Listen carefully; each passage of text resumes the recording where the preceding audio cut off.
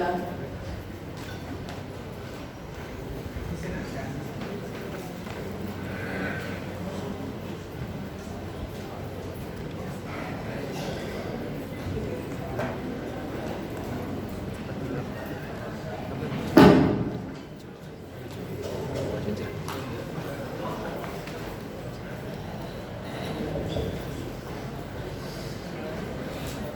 దేవుని పరిశుద్ధ నామానికి స్తోత్రం కలుగును గాక. ఆమేన్. మంచిది పిల్లరా, ప్రభు మహాకృపను బట్టి అల్పుడను నేను ఈ అద్భుతమైనటువంటి ఆదివారపు ఆరాధనలో పాల్గొంపులు పొందటానికి ప్రభు కృప చూపారు, నాకు సమయం ఇచ్చారు. అందు నిమిత్తం నేను మొదటిగా ప్రభుకి వందనస్తున్నాయి ఉన్నాను. అదేవిధంగా దైవజనులు, ప్రియులు, అభిషక్తులు, సేవానుభవంలో నాకు తండ్రి సమానులు అపోస్తలులు లివింగ్స్టన్ అయ్య గారికి నిండైనటువంటి వందనాలు నేను తెలియజేస్తూ ఉన్నాను. అలాగే చేరువచ్చిన మీ అందరికీ నిండైనటువంటి శుభాభివందనాలు తెలియజేస్తున్నాను. టీసీసీలో ఉన్న అభిషక్తులైన దైవజనులందరికీ నిండైనటువంటి వందనాలు నేను తెలియజేస్తూ ఉన్నాను. వాక్య భాగంలోనికి వెళదాం. పరిశుద్ధ గ్రంథముల నుండి ఈ పూట మన ధ్యాన వాక్యంగా ఆదికాండ గ్రంథములో 14వ అధ్యాయములో 17వ వచనము నుండి 20వ వచనం వరకు ఒకసారి చూడండి. 17వ వచనం నుండి 20వ వచనం వరకు చదువుకుందాం. అతడు చదివేయమని అతనితో కూడా ఉన్న రాజులకు ఓడించి తిరిగి వచ్చినప్పుడు సొదొమ రాజు అతన్ని ఎదుర్కొనుటకు రాజులోయ అను షాలే లోయ మట్టుకు బయలుదేరి వచ్చింది. మరియు షాలేము రాజైన మెల్కీసెదెకు రొట్టెను ద్రాక్షారసమును తీసుకొని వచ్చింది. అతడు సర్వోన్నతుడు, దేవునికి యాజకుడు. అప్పుడు అతడు అబ్రాహామును ఆశీర్వదించి, ఆకాశమునకు భూమికి సృష్టికర్తయు సర్వోన్నతుడునైన దేవుని వలన అబ్రాహాము ఆశీర్వదింపబడుగాక అని, నీ శత్రువులను నీ చేతికి అప్పగించిన సర్వోన్నతుడగు దేవుడు స్తుతింపబడుగాక అని చెప్పాడు. అప్పుడు అతడు అన్నిటిలో అతనికి 10వ వంతు ఇచ్చాడు. చాలు. ఈ వాక్య భాగం ఏదైతే ఉందో 17వ వచనం నుండి 20వ వచనం వరకు ఈ భాగం ఏదైతే ఉందో అందులో నుండి ప్రాముఖ్యంగా ఒక 4 విషయాలు మీకు చెప్పాలి అని దేవుని పనివాడిగా ఆశిస్తున్నాను. 4 విషయాలు మీరు అండర్లైన్ చేసుకొని చెప్తాను. 1, రాజులను ఓడించి, దయచేసి బాబు ఒక లెక్క పెట్టే వదిలేనే కలవకడతారు.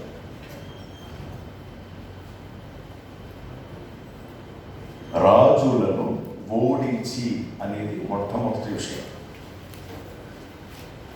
రాజులను ఓడించి అండర్లైన్ చేసుకుని 17వ వచనంలో ఉంటుంది ఈ మాట. రాజులను ఓడించి 1. 2, 18వ వచనంలో చూస్తే రొట్టెను ద్రాక్షారసమును, ఇది 2వది.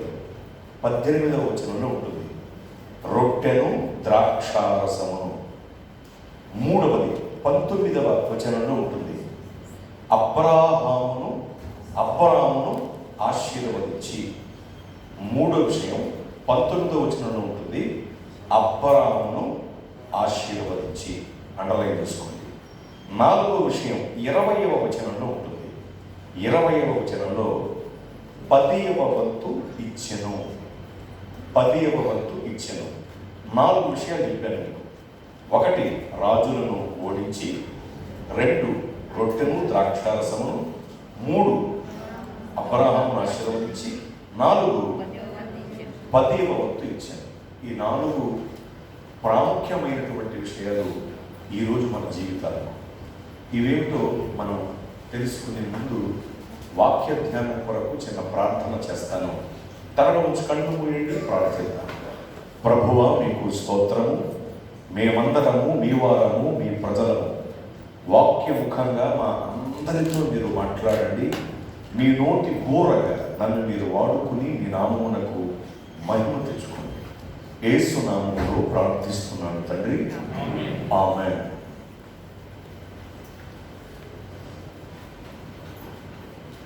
దేవుని మార్గంలో కొనసాగుతున్నటువంటి మన జీవితాలకు దేవుణ్ణి ఆరాధించటం అనేటువంటిది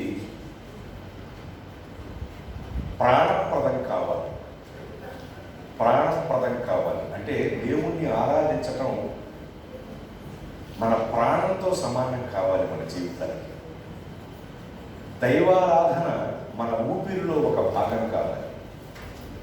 దేవుణ్ణి ఆరాధించుటకు ఏమేమి చేయాలో అవన్నీ కూడా ఖచ్చితంగా మనం చేస్తూ క్రమంగా ముందుకు కొనసాగుతున్న వాళ్ళం కావాలి. అలా మనము క్రమముగా చేయవలసిన పనులలో ఒక 4 ముఖ్యమైనటువంటి పనులు ఈరోజు మనం నేర్చుకోబోతున్నాం. ఇవి మీకు చెప్పే ముందు కొంత వివరణ చెబుతాను, శ్రద్ధగా వినండి. అబ్రాహాము గారు అబ్రాముగా ఉన్నప్పుడు అతడు తన జీవితంలో చేసినటువంటి గొప్ప పనుల్లో ఒక 4 పనులు మూలవాక్య భాగాల్లో పొందుపరచబడి ఉంది. అబ్రాహాము అంటే అనేక జనములకు తండ్రి అని, అబ్రాము అంటే గౌరవనీయుడైన తండ్రి అని.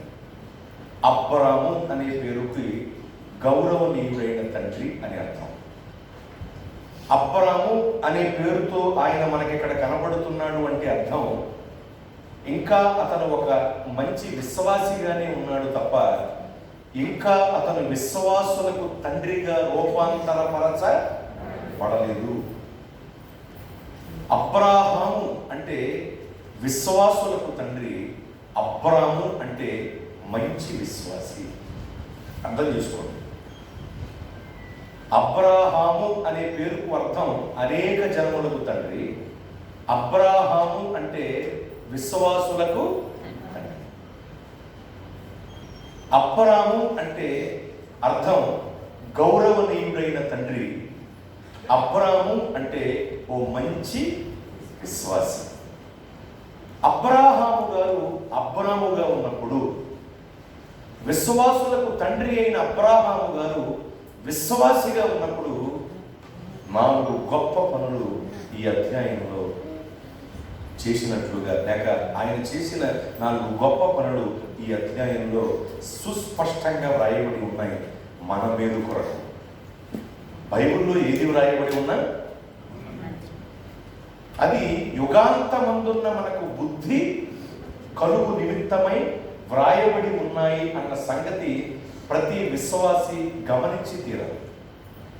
ఎందుకు జరిగిపోయిన విషయాలు బైబిల్లో వ్రాయబడి ఉంటాయి అంటే యుగాంతమందున్న మనకు బుద్ధి కలగాలని, మనకు బుద్ధి కలిగిన కన్యకల గుంపులో చేరే స్థాయిని పొందాలని, మన కొరకే, మనకు బుద్ధి రావటం కొరకే, మనం బుద్ధి తెచ్చుకోవటం కొరకే, మనకు బుద్ధి చెప్పటం కొరకే బైబిల్లో జరిగిపోయినటువంటి అనేకమైన విషయాలు, ఆధ్యాత్మిక పాఠాలు మనకు నేర్పడానికి పొందుపరచబడి ఉంటాయి.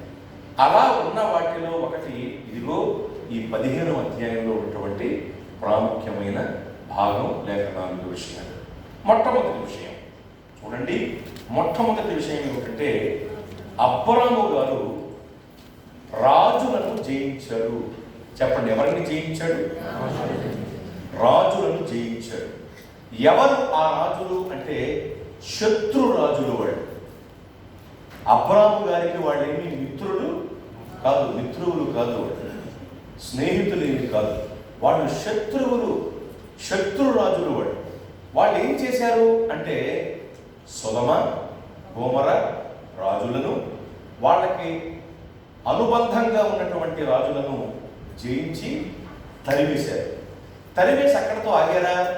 సొదొమ గొమొర పట్టణాల మీద పడి సొదొమ గొమొర పట్టణాల సొత్తంతా కూడా తీసుకుపోయారు. అంతేకాదు మనుషులను కూడా పట్టుకుపోయారు, చెరగా తీసుకుపోయారు.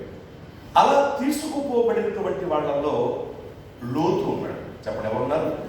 లోతు ఉన్నాడు, తన కుటుంబంలో వాళ్ళు ఉన్నారు, ఇంకా చాలామంది ఉన్నారు అక్కడ ఆ ప్రాంతానికి చెందిన వాళ్ళు.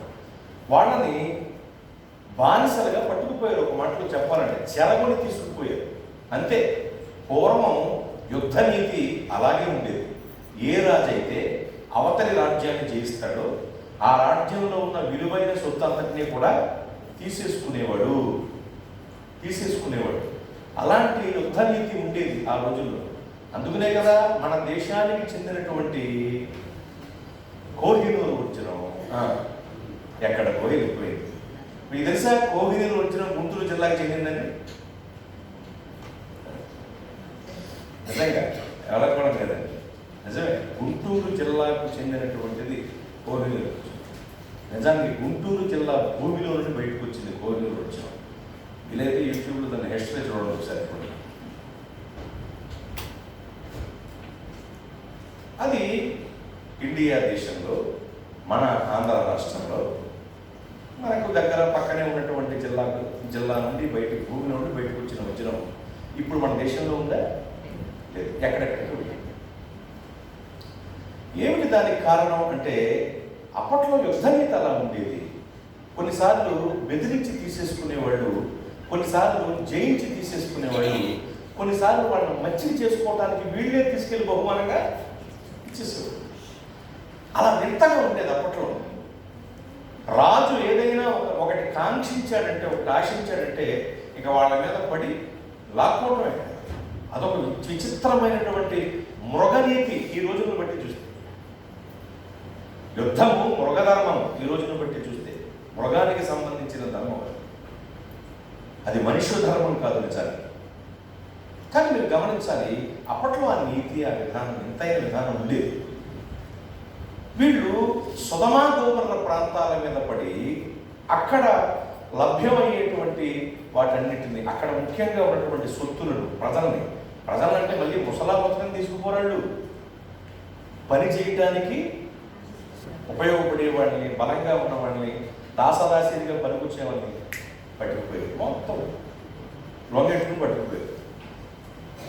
జరిగిన ఈ సంఘటన అంత దారుణం సుధమా గోవర్ణ ప్రాంతాల విషయంలో జరిగిందన్న విషయం అబ్రాము గారికి తెలిసింది. చెప్పండి, ఎవరికి తెలిసింది? అబ్రాము గారికి తెలిసింది. అప్పుడు వెంటనే అబ్రాము గారు, ఏంటి నా సోదరుని కూడా పట్టుకుపోయారా, నా కుటుంబీకులను కూడా ఎల్లెల వదలకూడదు అని చెప్పి తన ఇంటన పుట్టి అలవర్చబడినటువంటి పనివాళ్ళు ఎవరైతే ఉన్నారో వాళ్ళని 318 మందిని, నాతో చెప్పండి ఎంతమందిని? 318 మందిని వెంట పెట్టుకుని, హమ్మింగ్ వస్తుంది కదా, వెంట పెట్టుకుని యుద్ధానికి వెళ్ళాడు. మీకు విషయం చెప్తాను. నేను కువైట్ వచ్చేటప్పుడు చాలా సమర్థంగా స్లోగా ఉన్నాను. అయితే డెబ్బై ఎగిరిపోతుంది సభలు లేదు.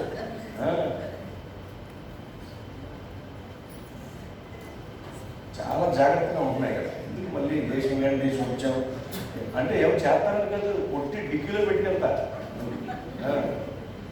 ఏదో చేస్తారని కాదు. కానీ కాకపోతే ఎందుకు వచ్చి మాటలు తెచ్చుకుని వెళ్తాను తప్ప. సరే ఆలకించండి, నేను చెప్తానే ఉన్న 10 రోజులు. నేను కొన్నిసార్లు పాటలు కూడా పాడతా, గమనించారు లేదు? ఎందుకు వచ్చింది తప్పంతా పాడలేదు.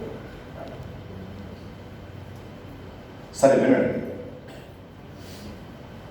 ఇతను 318 మందిని వెంటేసుకుని యుద్ధానికి వెళ్ళిపోయి ఎంత అద్భుతం అంటేనండి, యుద్ధము యెహోవాదే అనే విషయం దావీదు గారి నోట విన్నాం మనం. దావీదు గారు అంటే విన్నాం కదండి లేఖనముఖంగా.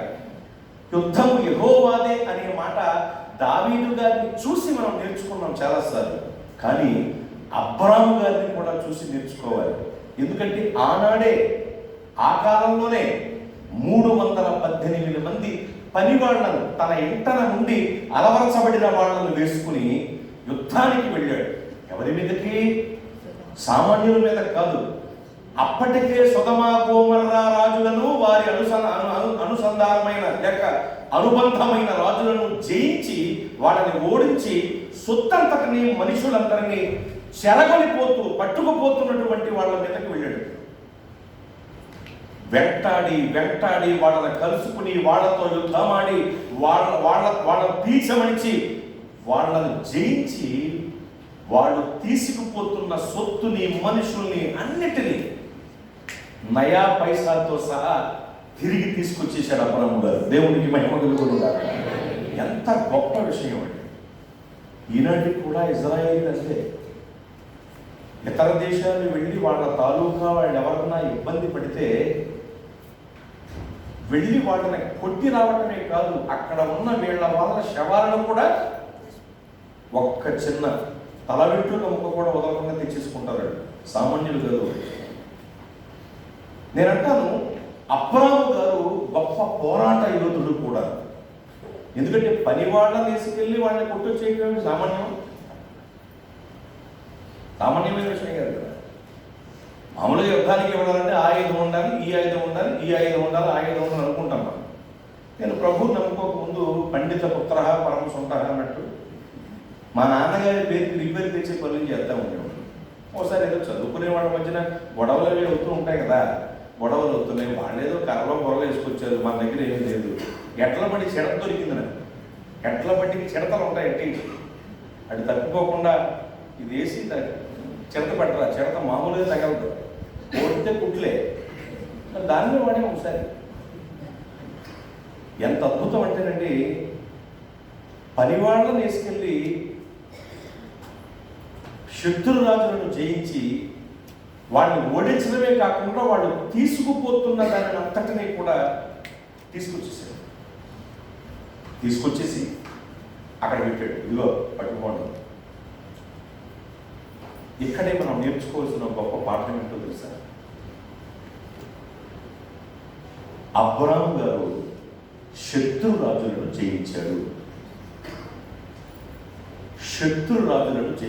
గమనించండి, అతను విశ్వాసి. అబ్రాము అంటే విశ్వాసి, మంచి విశ్వాసి. మనం కూడా మంచి విశ్వాసులముగా ఉండాలంటే శత్రువులను జయించాలి. చెప్పండి, ఎవరిని జయించాలి? శత్రువులు అంటే మనకు వెంటనే మనకు విరోధంగా ఉన్నవాళ్ళు గుర్తొస్తారు. నేను ఒక మాట చెప్పను, ఒక మనిషి మరొక మనిషికి ఎప్పుడూ విరోధి కాడు. ఎందుకంటే నువ్వు విరోధిగా భావిస్తున్న ఆ వ్యక్తిలో ఉన్నది దేవుడు ఊదిన జీవాత్మే. ఆ వ్యక్తిని విరోధిగా భావిస్తున్న నీలో ఉన్నది దేవుడు ఊదిన జీవాత్మే. ఒకే జీవాత్మ కలిగిన ఇద్దరు వ్యక్తులు శత్రువులు అవుతారా? అవరు కదా. శత్రువులు అవరు కదా. ఒకే జీవాత్మ కలిగిన ఇద్దరు వ్యక్తులు శత్రువులు ఎలా అవుతారు? అవరు. కనుక ఒక మనిషి మరొక మనిషికి ఎప్పుడు శత్రువు కాదు. మీరు మీ శత్రువులను జయించాలి అనగానే మీకు విరోధంగా ఉన్నవాళ్ళు ఒకవేళ మీకు గుర్తొస్తారేమో, వాళ్ళు మీకు శత్రువులు కాదు అన్న సంగతి గుర్తుంచుకో. ఎందుకంటే మానవ జీవితంలో ఏ శత్రుత్వము స్థిరంగా ఉండదు. కొన్ని రోజులు ఎడమొహం పెడమొహంగా ఉన్న తర్వాత కలుస్తాం. ఎల్లప్పుడూ ఎడమొహం పెడమొహంగా ఉన్నారంటే వాళ్ళలో దురాత్మలు ఉన్నాయి, దెయ్యం పట్టింది వాళ్ళకి. కనుక ఒక మనిషి మరొక మనిషికి ఎప్పుడు శత్రువు కాడు. నేను కూడా ఎవరిని శత్రువులుగా భావించి గుండెల్లో మనసులో పెట్టుకుని వాళ్ళ మీద కక్ష సాధకు చర్యలు ఎప్పుడు చేయను. అయితే మీకు విషయం తెలుసా, నేను ప్రభువు నమ్ముకున్న కాడి నుండి కోపం నటించటంలో ఆస్కారం నేను అందరూ అలర్ట్ అవ్వాలని, అటెన్షన్లోనికి రావాలని ఒక్కొక్కసారి కావాలనే కోపం నటిస్తాను. అది నా దగ్గర ఉన్న అలవాటు. నిజమే, నాకున్న అలవాటు. బాగా నటించాను. ఎలా గమనించారు మీరు? మామూలుగా నటించాను కోపాన్ని మాత్రం. నేను చాలా మంచివాడిని అండి. కాకపోతే మా సాల్మన్ రాజయ్య గారు. కనుక మీరు గమనించండి, ఒక మనిషి మరొక మనిషికి ఎప్పుడూ శత్రువు కాదు. అందుకనే నేను ఎవరి మీద కక్ష, కార్పణ్యం, శత్రుత్వం పెట్టుకోను. ఎందుకంటే చూడండి, ప్రజల్ని అటెన్షన్లో ఉంచడానికి, ప్రజల్ని అలర్ట్గా ఉంచడానికి ఒక్కొక్కసారి సభలో కోపపడి ఏమండి గద్దిస్తానేమో తప్ప అది నా వ్యక్తిగతం మాత్రం కాదు. ఎందుకు వ్యక్తిగతం కాదంటున్నానంటే ఒక మనిషి మరొక మనిషికి ఎప్పటికీ శత్రువు కాడు. ఎందుకంటే ఆ వ్యక్తిలో నాలో ఉన్నది దేవుడు ఊదిన జీవాత్మ. నాకు శత్రువు ఎందుకు అవుతాడో వ్యక్తి కదా. అందుకని శత్రువు అంటే వీళ్ళు కాదు. కొన్ని సాతాను గడ, వెంటనే సాతాను గడ మీద వెళ్ళిపోతాం. మన విరోధి అయిన అపవాది సాతాను మన శత్రువు అని. వాడిని కూడా కొద్దిసేపు పక్కన పెట్టండి. మరి ఎవరిని జయించాలి మనం అంటే, నిన్ను నీవే జయించుకోవాలి, నన్ను నేనే జయించుకోవాలి. అసలు ముందు ఈ జయాన్ని పొందాలి మనం. అర్థం చేసుకోండి, అర్థమవుతుందా? నీ మీద నీకు నియంత్రణ ఉండాలి, నా మీద నాకు నియంత్రణ ఉండాలి. ముందు అసలు మనల్ని మనం జయించుకోవాలి. మనల్ని మనం జయించుకోకుండా నీ బ్రతుకులో జయ జీవితం నీకు రాదు. నువ్వు జయ జీవితం పొందకపోతే మరువై ఉన్న మన్నాను భుజించలేవు. అర్థమవుతుందా? ఇక్కడ నీ లోపల పరిస్థితి ఎలా ఉందో తెలియకపోయినా నువ్వు వస్తే బలెచ్చేస్తున్నావు. కానీ నువ్వు గమనించాలి, నిన్ను నీవు జయించుకోకపోతే జయ జీవితం పొందలేవు. జయించే వారికి దేవుడిచ్చేవి నీ దరి కూడా రావు. అసలు ముందు మనల్ని మనం జయించుకోవాలి. మన మనస్సుని మనం జయించాలి, మన ఆలోచనను మనం జయించాలి, మన కన్నులను మనం జయించాలి, మన నోటిని మనం జయించాలి, మన శరీరాన్ని మనం జయించాలండి. ముందు నిన్ను నీవు జయించుకో. ఎప్పుడు కోప తాపాలు అది ఇది ఇది అది. ఇప్పుడు తండ్రి కోపాన్ని నటిస్తాడు కుటుంబాన్ని అలర్ట్ చేయటానికి, అవునా? అదోకే. కానీ చాలామంది పాపభూయిష్టమైన కోపాన్ని పెంచుకుంటారు. కోపపడుడు కానీ పాపం చేయలేదు. తన కోపమే తన కోపపడు. క్రమపరచడానికి కాస్త కోపాన్ని కనపరచు, క్రమపరచడానికి కోపాన్ని కనపరచు, అంతే తప్ప ఆ కోపాన్ని రెట్టింపు చేసుకోవటం, విపరీతంగా నింపుకోవటం, నేను కోపదారి మనిషినండి అంటాం. ఎన్ని ఎందుకు? కొంతమంది నేను ముక్కుసూటి మనిషిని అంటారు. ముక్కుసూటి మనిషివా? వెళుతున్నావు డోరెడ్డు కొట్టుకెళ్ళిపోతావా? తప్పుకెళ్తావా? వెళుతున్నావు ఏదో కట్టడం అంటే వస్తుంది, కొట్టుకెళ్ళిపోతావు ముక్కుతోని. పెద్ద ముక్కుసూటి మనిషి. అసలు ముందు మనల్ని మనం జయించుకోవాలండి. మనల్ని మనము జయించకుండా మనం ఏమీ సాధించలేము ఆధ్యాత్మిక జగత్తులో. ముందు నీ మనస్సుని జయించు. నువ్వు ఇక్కడే ఉంటావు, నీ మనస్సు ఎక్కడెక్కడికో పోతూ ఉంటుంది కదండి, ఎక్కడెక్కడికో పోతూ ఉంటుంది. కొంతమంది అంటూ ఉంటారు కదా, బాడీ ప్రజెంట్ అండి, మైండ్ ఆబ్సెంట్. అలాగా మనిషి ఇక్కడ ఉంటాం, మనసు ఎక్కడో తిరుగుతూ ఉంటుంది. కోతి లేక కోతి ఈ చెట్టు మీద కొద్దిసేపు, ఆ చెట్టు మీద కొద్దిసేపు, ఆ ఇంటి మీద కొద్దిసేపు, అక్కడ కొద్దిసేపు దూకుతూ తిరుగుతూ ఉంటుంది కొద్దిసేపు, అవునా?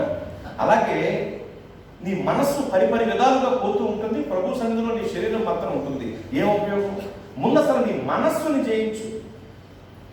చంచల మనసాగించును బ్రతుకు ఆటను, వంచన చేసి నడుపును తప్పు బాటను కదా. చంచలాత్మకమైనటువంటి మనస్సు మన బ్రతుకును ఆటాడించి తప్పుబాటు నడుపుతుంది. కనుక కోతిని జయించు. ముందు నీ మనస్సుని జయించు. నీ మనస్సుని తిన్నగా నిలుపు దేవుని దగ్గర.